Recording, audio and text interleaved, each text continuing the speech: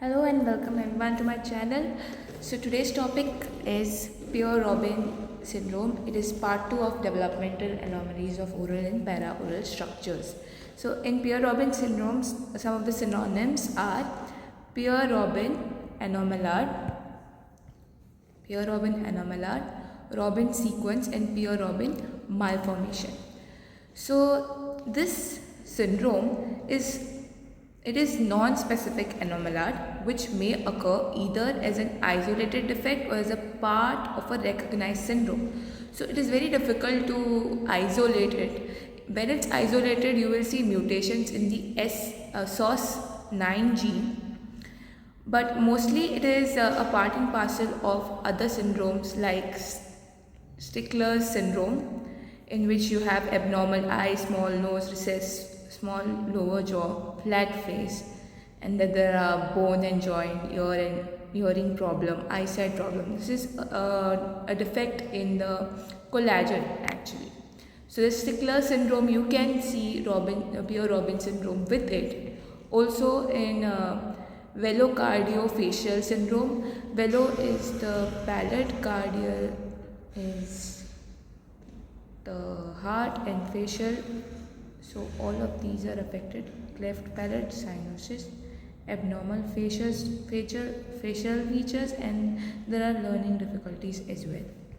Next is Treacher-Collins syndrome, in which you have hypotelorism. There is downward slanting of lower palpebral fissures, malformation of external ears, and there is also aplasia of the salivary gland.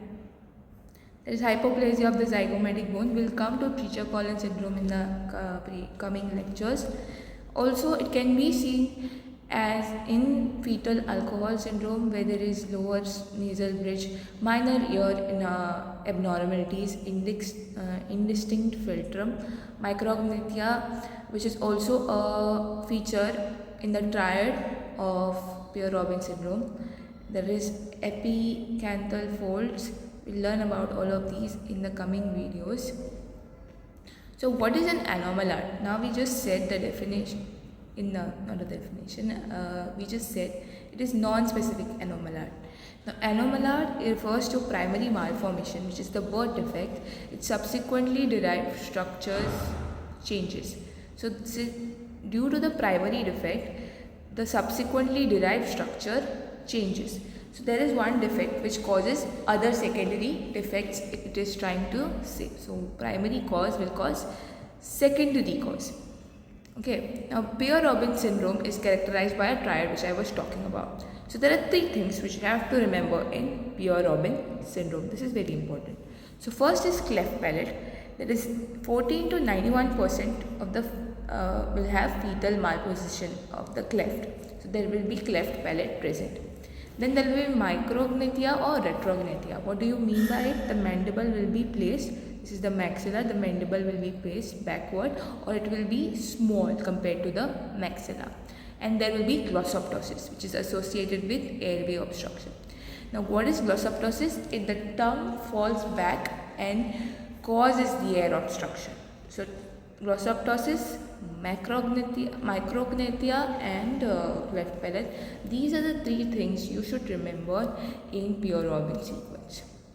Now we are going to learn about what is the primary defect which caused the secondary defect. Primary defect was the arrested mandibular growth and hypoplasia of mandible. There is arrested mandibular growth and hypoplasia of the mandible, which gave the person bird-like faces. So if you see any child who is having Pierre-Robin, like I showed here, you have the faces to be a bird, appearing to be a bird ka face. So that is because of the arrested mandibular growth, hypoplasia of the mandible. It appears to be a bird-like face. I'm not saying it is a bird. Secondary, it prevents normal descent of the tongue between the palatal shaft. Now see, since the mandibular growth is arrested, the descent of the tongue between the palatal shaft is not possible. The tongue does not descend and it remains higher up over there.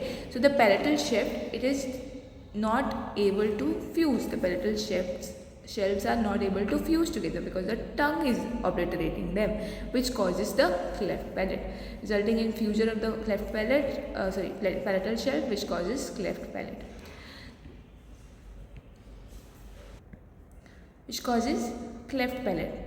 There is respiratory difficulty in this during sleep, which causes obstructive sleep apnea. So you go to sleep and your tongue falls back, which is known as obstructive sleep apnea. So you get up breathless. This is also caused during this syndrome. So what are the clinical features? This occurs in 1 in 8,500 live births. Male and female are equally affecting the both. So what else does it have? It may have congenital heart defect, it may have skeletal defect, ocular defect, some eye defect may or may not be present. It depends on the severity of the syndrome. It has small mandible with obtuse gonial angle. So this gonial angle will be obtuse, which causes micrognathia. Posteriorly located condyle. The condyle will be posteriorly located. Condyle. Retroposition of the mandible. See, you can see the mandible. Retroposition of the mandible with respect to the maxilla. Then there will be bird-like facies. As you can see, there is bird-like facies. Also, it could have mental retardation. Now, this is not common, but it may have or may not. As I said, it depends on the severity. Otitis media, there can be hearing loss, may not be as well. Labyrinth with equilibrium disturbance. So labyrinthitis may cause equilibrium disturbance, may or may not be present depending upon how severe is the condition. So cleft palate can be of the soft on the hard palate associated with cleft lip, which is if it can be associated with cleft lip, and bifid uvula is the mildest you will find. Now there are two types of cleft palate seen, U and the V shape. The U shape will be this and V shape. U is more predominantly seen, but you see both in this syndrome. Now what do you think caused this? So there are three pathological theories, three schools of thought. First is mechanical theory. So mandible hypoplasia occurs between 7 to 11 weeks of intrauterine life. So tongue is placed high in the oral cavity. Now failure of the palatal shelves to fuse, as I said earlier. So now you have your palatal shelves. You have the tongue. The tongue is high up and the palatal shelves are here. So the mandible is not growing that much so that the tongue can descend down. Usually the tongue will descend down. So the tongue remains high up, enabling the palatal shelf to fuse together, causing the cleft palate. It can also be caused during oligohydramnios, which is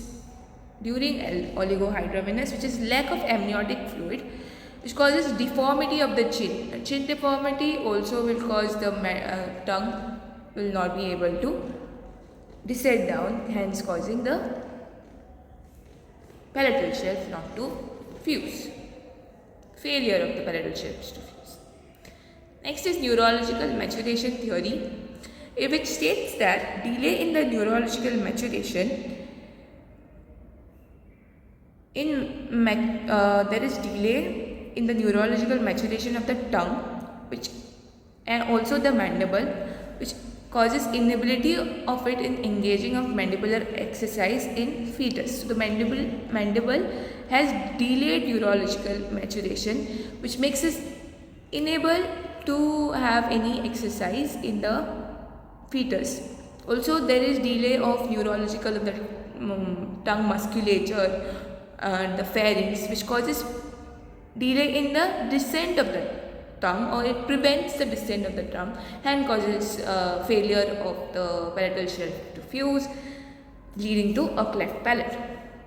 So delay in neurological maturation of the tongue musculature, pharyngeal pillars, palate, I just told you, and hypoglossal nerve conduction. The delay prevents the tongue from descending, hence causing failure of the palatal shelves to fuse together. Third one is the rhomboencephalic dysregulation.